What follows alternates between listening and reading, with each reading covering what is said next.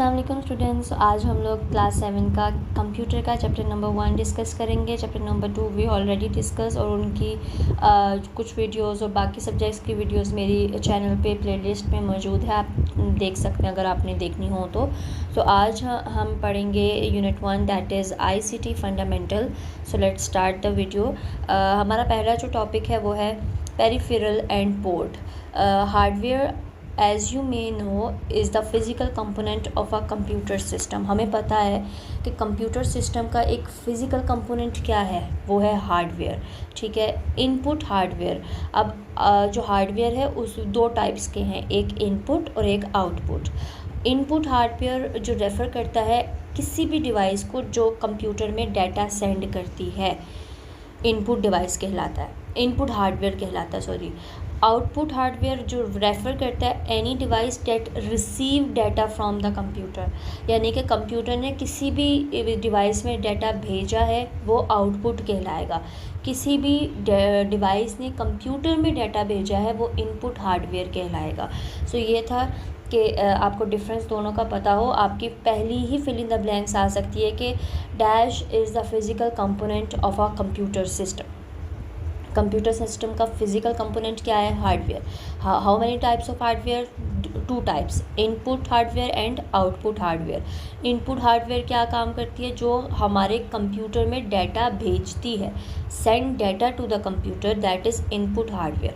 Output data वो device है that receive data from the computer, जो कंप्यूटर से डाटा को रिसीव करती है। ठीक है, so all thought each peripheral service are distinct role. हर डिवाइस का, हर सर्विस का अलग अलग रोल है। So the same peripheral can be found in various form depending on the application. तो आपने सिर्फ computer the form of the computer यानी कि आउटपुट तक याद करना है, ये आगे जो है ये आप स्किप कर सकते हो, इसमें एज सच कुछ इंपॉर्टेंट नहीं है। ठीक है, उसके बाद आ जाओ हम लोग अब सबसे पहले कीबोर्ड पढ़ेंगे कि कीबोर्ड किस किस टाइप्स के होते हैं और डिफरेंट टाइप्स क्या हैं। इनमें से कोई भी आपके पेपर में आ सकता है, चाहे मे भी डायग्राम आ जाए और आपको पता हो ये कौन सी डायग्राम है, कौन सा कीबोर्ड है, या फिर आपको वर्डिंग में दिया जाएगा और आपको पहचानना होगा कि ये कौन सा है और उसका नाम लिखना होगा। ठीक है, सो इसलिए इसको समझ के आपने ध्यान से सुनना है और फिर समझना है इसको अच्छे से। अब पहले हम लोग डिड यू नो पढ़ लेते हैं। क्या आपको पता है कि the QWERTY keyboard is the most common layout used in keyboard. ये वो कीबोर्ड है जो कि ज़्यादातर कीबोर्ड की लेआउट इसी तरह इस्तेमाल की जाती है। इसका जो नाम है, its name came from the first 6 letter place the left on the top row of the keyboard. मतलब अगर हम अपने कीबोर्ड में देखें ना तो हमारे यहाँ लिखा होगा, अगर आप अपने कीबोर्ड में देखो तो QWERTY, तो वो एक ही लाइन में सीक्वेंस में लिखे हुए हैं। तो वो यही कह रहे हैं कि पहले 6 लेटर्स जो हैं अगर हम लेफ़्ट से देखें टॉप से तो हमें यही लेटर्स मिलेंगे, तो इसका नाम वहाँ से देख के रखा गया। सो बस यही था इसका, इसमें ऐसा कुछ याद नहीं करना, जस्ट आप एक बार समझ लो कि ये क्या है और इसका नाम कैसे रखा गया। अब मूव करते हैं हम लोग अपने पहले कीबोर्ड पे, जो है मैकेनिकल कीबोर्ड। दिस वन, ये वाला जो कीबोर्ड है ये मैकेनिकल कीबोर्ड है। This is the most common type of keyboard. Each key has a physical plastic switch underneath. मतलब ये आम तौर पर हम लोग इसी का इस्तेमाल करते हैं ज़्यादातर, और इसके जो बटन होते हैं, जो स्विच हैं ऊपर, तो वो प्लास्टिक के बने होते हैं, फिज़िकल प्लास्टिक है। And it that in engage whether the key is press, और जब भी हम उसको प्रेस करेंगे तो वो अपना फर्दर अपना काम करेगा, वो जो उसका बटन है। ये तो हर कोई हर कीबोर्ड ही करेगा, बट इसके सिंपल आपने याद रखने हैं कि each key has a physical plastic switch, ये इसका मेन चीज़ है। बाकी तो काम वो सारा वही करेगा जो हम उसको बोलेंगे। सेकंड हमारे पास आ जाता है, इसकी डायग्राम भी देख लेना। ठीक है, सेकंड हमारे पास आ जाता है मेम्ब्रेन कीबोर्ड। क्या होता है? The way key stroke are registered on the membrane keyboard differ from that of a mechanical keyboard. जिस तरीके से इसके जो बटन है, इसकी जो कीज़ हैं वो लगाई गई हैं, वो थोड़ी सी डिफरेंट है एज़ कम्पेयर टू मैकेनिकल के। ठीक है, तो ईच की switch on the membrane keyboard has a रबड़ लेयर अंडरनेथ इट्स। इसकी लेयर्स कैसी हैं? रबड़ की बनी हुई हैं, मतलब बहुत नरम, बिल्कुल आप टच ही फिंगर ही लगाओगे तो वो बटन आप कर लोगे, उसको प्रेस कर लोगे। So and hitting the key activate the switch of pressing this rubber layer, तो वो प्रेस हो जाएगा, आप उसको हिट भी करोगे तो हल्का सा ही। तो ये था इसका डिफरेंस। उसमें हमने क्या पढ़ा था कि ये प्लास्टिक, फिज़िकल प्लास्टिक स्विच है अंडरनेथ का। इसमें हमने पढ़ा कि has a rubber layer underneath है। अब आप नीचे देखो तो ये फ्लिजिबल, फ्लिजिबल से पता है ये मुड़ छुड़ सकता है। फ्लिजिकल मतलब होता है कि कहीं भी जहाँ पे भी उसको आप टर्न करोगे वो हो जाएगा, जैसे हमें नज़र भी आ रहा है। सो ये क्या है, flexible keyboard are exactly that, flexible, वो फ्लिजिबल की तरह ही है बिल्कुल। They are compose of soft material like silicone. अब इसमें मेन चीज़ क्या है कि ये कंपोज होता है, बना हुआ होता है एक बहुत ही सॉफ्ट मटेरियल से जिसका नाम है silicon. That can be folded, इसको हम फोल्ड कर सकते हैं, इसको हम रोल कर सकते हैं, इसका साइज़ छोटा कर सकते हैं ताकि हमें, और हम इजीली इसको ट्रांसपोर्ट कर सकते हैं, यानी कि एक जगह से दूसरी जगह लेके आराम से जा सकते हैं। तो इसका ये फ्लिजिबल कीबोर्ड से याद रखना कि ये इसमें सॉफ्ट मटेरियल होता है सिलिकॉन का, और ये इजीली हम इसको टर्न कर सकते हैं, रोल्ड कर सकते हैं, फोल्ड कर सकते हैं और कहीं भी लेके जा सकते हैं। जो लास्ट है हमारा कीबोर्ड वो है एर्गोनॉमिक कीबोर्ड। ये वो कीबोर्ड है जो कि ऐसे डिज़ाइन हुआ है कि लॉन्ग पीरियड के लिए, मतलब ये reduce the effect of long period spend in front of computer. अब जैसे कि हम लोग किसी कंपनी में काम कर रहे हैं सुबह 9 to 12 रात तक, तो अगर हमने बहुत टाइम कंप्यूटर के सामने बैठना है तो हमारे सामने इस तरह का कीबोर्ड पड़ा होगा। इस क्यों पड़ा, अब बाकी का कीबोर्ड भी हो सकते हैं। अब देखो अगर बाकी कीबोर्ड होंगे तो उनके जो प्रेस बटन्स हैं वो सख्त होंगे तो हमारे हाथ थकेंगे, इवन हमारे मसल्स भी थकेंगे। ये किस तरीके से बना हुआ है, ये जो है leading to wrist difficulties, muscle strain, weariness and other issues. अब उससे क्या हो सकता है, जैसे अब हमारे अब फिंगर्स में दर्द होगा, हमारी कलाई में दर्द हो सकता है, रिस्ट उसको कहते हैं, हमारे मसल्स में दर्द हो सकता है। तो ये कीबोर्ड इसलिए डिज़ाइन किया गया कि आपके मसल्स दर्द ना हो, आपके हाथ ना थके। इतना नरम, इतना ये सॉफ्ट होता है कि आप उससे थकान आपको जल्दी नहीं होती एज़ कम्पेयर टू दूसरे कीबोर्ड से, ठीक है। तो इसका डिफरेंस ये था, तो इसको आपने याद रखना है। ये थे आपके कीबोर्ड्स। सो इसमें ऐसा सब की अपनी मेन चीज़ें याद रखनी है कि हमारे पास प्लास्टिक का बना हुआ था, तो प्लास्टिक के जो फिज़िकल स्विच थे वो क्या था, वो मैकेनिकल कीबोर्ड था। अब जो मेम्ब्रेन कीबोर्ड था उसमें हमने पढ़ा था कि वो रबड़ की लेयर्स थी। फ्लिजिबल मतलब हम उसको टर्न कर सकते हैं, फोल्ड कर सकते हैं, रोल कर सकते हैं और कहीं भी इवन के लेके जा सकते हैं, क्योंकि इसमें एक सॉफ्ट मटीरियल यूज़ हुआ होता है जिसको हम सिलिकॉन कहते हैं। फिर एर्गोनॉमिक कीबोर्ड पढ़ा जो कि हमारे मसल्स दर्द को रिड्यूस करता है, कम करता है। अगर हम लंबे टाइम के लिए कंप्यूटर के सामने बैठ के काम कर रहे हैं तो हम ऐसा कीबोर्ड को इस्तेमाल करेंगे। सो ये थे आपके कीबोर्ड्स। अब हम मूव करते हैं अपने माउस पे कि माउस किन किन तरह के होते हैं। पहले हम फन फैक्ट पढ़ लेते हैं। So the earliest computer mouse was made of would. पहले ज़माने के जो कंप्यूटर्स थे उसके जो माउस थे ना वो लकड़ी के बने होते थे।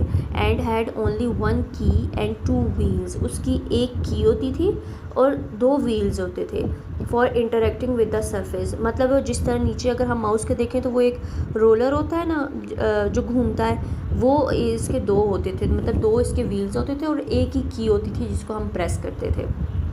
सो ये था फन फैक्ट। मे बी इसमें से कुछ आ जाओ, मे बी ना आए, तो इतना इम्पोर्टेंट नहीं है ये, बस सिर्फ इसको एक दफ़ा पढ़ लो तो आपको जहन में होगा अगर आ भी गया तो। ओके, हमारा पहला माउस है मैकेनिकल माउस। मैकेनिकल माउस क्या है, ये बॉल माउस होता है, has a rubber ball inside. अब जैसे हम माउस को घुमाते हैं तो उसके नीचे या तो बॉल लगी होती है या रोल एक लगा होता है, ठीक है। तो वो जो इसके नीचे एक रबड़ की बॉल है मैकेनिकल के नीचे। व्हेन द माउस मूव, जब हम माउस को मूव करेंगे so the ball spin, ball भी घूमेगी, ठीक है। तो जो the internal mouse sensor detect it's movement. जो माउस का अंदर वाला है सेंसर वो उस मूवमेंट को डिटेक्ट करेगा और फिर वो सिग्नल भेजेगा कर्सर में ऑन द स्क्रीन, और फिर वो सिग्नल जाएंगे हमारी स्क्रीन पे और फिर माउस वहाँ पे फर्दर जो है काम करना होगा वो करेगा।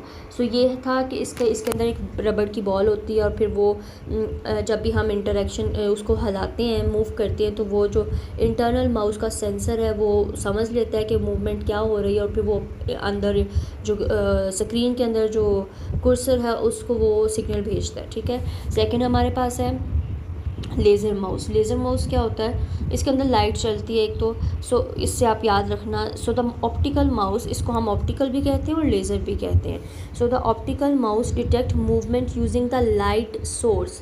जहाँ जहाँ हमारी लाइट मूव करेगी वहाँ से ये मूव करेगा। Typically a reflected light of emitting diodes, ये मतलब हमारे वो सिग्नल जिस तरह हम लेज़र लाइट यूज़ करते हैं ना, ये वैसा काम करता है। क्यों करता है? Because there are no moving element inside an optical mouse to detect movement. क्योंकि जिस तरह यहाँ पे इसमें थी ना, बॉल थी, किसी में रोलर होता है, इसमें कोई चीज़ अंदर नहीं है जिससे ये अपनी डिटेक्शन को पता कर सके कि क्या हो रहा है, क्या माउस क्या करेगा, कौन से सिग्नल दे रहा है, इसको नहीं पता चल सकेगा क्योंकि इसके अंदर कोई चीज़ है ही नहीं। तो इसलिए इसमें ये जो लेज़र लाइट है ये हेल्प करेगी, डिटेक्ट करेगी कि मूवमेंट कहाँ हो रही है और कहाँ कहाँ हम जा रहे हैं। So it is more precise than a mechanical mouse. However, it must be used on a suitable surface. इसको हम suitable surface के लिए इस्तेमाल करें, जैसे कि using an optical mouse on a rough surface is not a good idea. Like जब भी हम माउस यूज़ करते हैं हमारे नीचे एक सॉफ्ट या तो कोई चीज़ होनी चाहिए जिससे हमारा माउस इजीली चले। तो उन्होंने कहा है जो लेज़र ऑप्टिकल माउस है ये रफ़ सरफेस अगर नीचे होगा उसमें हमारा माउस अच्छे से नहीं चलेगा और ये अच्छा आइडिया नहीं है। तो ये बता रहे हैं उसमें। नेक्स्ट हमारा जो है माउस वो है वर्टिकल माउस। अब मे भी आपने इस तरह का और इस तरह का माउस कभी भी नहीं देखा होगा, बट मैं बताती हूँ ये कहाँ यूज़ होता है। अब ये जो फर्स्ट वाला है vertical mouse, because of its vertical design. अब देखो ये डिज़ाइन किस तरीके से हुआ है। ये है इसके बटन, यहाँ से हम प्रेस करेंगे और यहाँ से हम पकड़ेंगे इसको। So the shape of this mouse is now as handshake and is ergonomically designed to eliminate the side effect associated with long working hour on computer such as carpal tunnel syndromes, tingling and numbness. Okay, अभी यहाँ पे एक word आया है आर्गोनॉमिकली। ये हमने keyboard में भी पढ़ा था आर्गोनॉमिकली, जिसमें हमें ज़्यादा टाइम कंप्यूटर के सामने स्पेंड करना होता है और हमारे जो मसल्स पेन शुरू हो जाते हैं, हाथ में दर्द शुरू हो जाता है, तो वो कीबोर्ड हमें नहीं, मतलब जल्दी दर्द नहीं होता उसको यूज़ करने से। सेम इसको भी हम इस्तेमाल कर रहे हैं अगर हम इस माउस को, तो ये भी आर्गोनॉमिकली डिज़ाइन किया गया जिससे हमारे हाथ अगर माउस हमने पकड़ा हुआ तो उससे जल्दी नम नहीं होंगे, ये बीमारियां साइंड्रोम्स टनल साइंड्रोम्स नहीं होगा, टिंगलिंग नहीं होगी जो हाथों में कीड़ियाँ चलना शुरू हो जाती हैं वैसा, तो ऐसा कुछ भी नहीं होगा। तो ये इस तरीके से वर्टिकली डिज़ाइन हुआ है, इसको हम कहते हैं हैंड शेक। तो ये भी आपको पता हो, ये फिर इन ब्लैंक्स आ सकती है, MCQs या किसी भी फॉर्म में पूछा जा सकता है कि वो माउस जो वर्टिकली डिज़ाइन हुआ हो उसको कहते क्या है, वो कौन सा माउस है, तो ये आपको पता हो। और इसको अगर हम इस्तेमाल नहीं करेंगे तो हमें कौन सी बीमारी हो सकती है, क्या हो सकता है हमारे हाथों में, तो ये आपको पता हो। ठीक है, हमारा लास्ट माउस है वो है जॉयस्टिक माउस। अब स्टिक से पता हो इसकी थोड़ी सी ऊपर क्या है, स्टिक है। Similar to joystick used in gaming consoles, the joystick mouse is designed to input data using the thumb.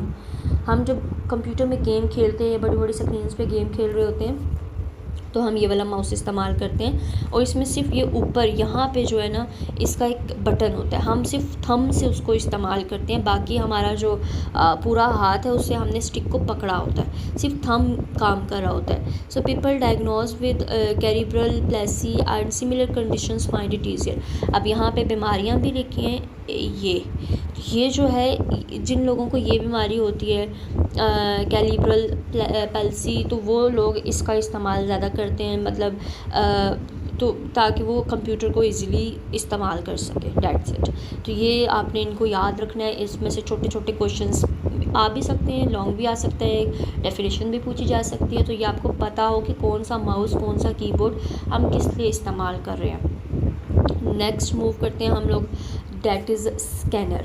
Scanner क्या है? सो हैंड शेल्ड स्कैनर। अब जैसे कि कोरोना वायरस आया था तो लोग आपका टेम्परेचर चेक कर रहे थे आपके फोरहेड पे वो एक स्कैनर रख के, तो उससे आइडिया हो जाता था इसका टेम्परेचर कितना है। इवन अभी भी बहुत से हॉस्पिटल्स में ये यूज़ किया जाता है। तो ये वाला तो hand held scanner is an electronic device है जो कि स्कैन करती है फिज़िकल डॉक्यूमेंट को डिजिटली फॉर्मेट पे। ठीक है, तो मतलब अब हम फिज़िकली हैं, हमारे ऊपर वो रखेगा ये स्कैनर को, तो वो हमारा टेम्परेचर बता देगा किस फॉर्म में, डिजिटल फॉर्मेट में। सो ये था हैंड हेल्ड स्कैनर। अगर आप नेक्स्ट देखो तो उसमें लिखा हुआ है flat belt flat bed scanner. अब flat bed scanner is an optical scanner है ये, that use the flat surface for scanning document and image. अब लाइक हम अगर यहाँ पे अपना डॉक्यूमेंट रखते हैं और इसको जस्ट प्रेस कर देंगे तो हमारा डॉक्यूमेंट स्कैन हो जाएगा। तो सिंपल ये फ्लैट मतलब बिल्कुल सीधा। The scanner can capture all the element on the document and does not require movement of the document. Even जब हम इसको प्रेस करेंगे तो बिल्कुल बंद हो जाएगा, इवन हमारे डॉक्यूमेंट को मूव भी नहीं करने देगा और हमारे डॉक्यूमेंट की एक एक चीज़ को स्कैन कर लेगा ईजीली। ये इसका काम है। QR रीडर क्या होता है ये तो हमें पता है, हमारे डॉक्यूमेंट्स में भी लगा होता है। अगर आपने अप्लाई करना है किसी चीज़ में तो आप QR कोड को स्कैन करो और आप लिंक पे पहुंच जाओगे। तो ये बहुत अब यूज़ हो रहा है। सो QR रीडर क्या है, इसको रीड करते हैं हम QR कोड को, QR कोड और अब बार कोड। अब इसको हम बार कोड भी कह सकते हैं, QR कोड भी कह सकते हैं। Is a machine readable optical labels that contain information about the item in which it is attached। जिससे हमने ये QR कोड अटैच किया होगा, जब हम इसको वो करेंगे स्कैन करेंगे तो हम उस डॉक्यूमेंट तक या उस इंफॉर्मेशन तक इजीली पहुंच जाएंगे। तो ये इसकी छोटी छोटी डेफिनेशंस याद कर लेना। एक चीज़ अब यहाँ पे आपके ना ये सर्च का एक साइड बॉक्स दिया हुआ है कि आपने यूजेस ऑफ QR कोड, हम QR स्कैनर या QR कोड कहाँ इस्तेमाल कर सकते हैं। तो वो मैंने वीडियो एक लगाई है एक्टिविटीज़ की, फर्स्ट 3 चैप्टर्स में जितनी भी आपकी ये एक्स्ट्रा एक्टिविटीज़ है जो इम्पोर्टेंट लगी मुझे, मैंने उसकी वीडियोस लगाई है। तो आप वहाँ से भी जाके वो एक्टिविटीज़ देख सकते हो जो इम्पॉर्टेंट है, क्योंकि कुछ पेपर में एक्टिविटीज़ ज़्यादा आती हैं। कभी हो सकता है टीचर वहाँ से दे दे, कभी हो सकता है अंदर से, लेकिन ज़्यादातर कंप्यूटर में आपकी एक्टिविटीज़ पूछी जाती हैं। तो अब QR कोड कहाँ कहाँ इस्तेमाल हो रहा है तो वो आप वहाँ जाके देखो, बहुत छोटे छोटे मैंने आंसर्स लिखे हैं तो आप वहाँ से कर सकते हो ईजीली। हमारा जो नेक्स्ट है that is bar code reader. अब बार कोड हमने पढ़ लिया कि है क्या स्कैनर जो है, अब उसको रीड कैसे करना है। अब barcode reader is an hand held और स्टेशनरी ऑप्टिकल स्कैनर है जो कि प्रिंटेड बार कोड को स्कैन करता है। अब जैसे कि हम लोग एक किसी जगह पे जॉब के लिए जा रहे हैं, वहाँ पे हमारा टेस्ट है, टेस्ट के ऊपर हमारा बार कोड है, ठीक है, वो बना हुआ है। अब वो जो टीचर है या वहाँ पे जो भी एग्ज़ामिनर खड़ा हुआ है तो वो हमारे इस स्कैनर से हमारे बार कोड को स्कैन करेगा और उसको हमारी सारी इन्फॉर्मेशन मिल जाएगी। तो ये उसके लिए इस्तेमाल किया जाता है, डाटा पूरा हमारा उसके सामने आ जाएगा।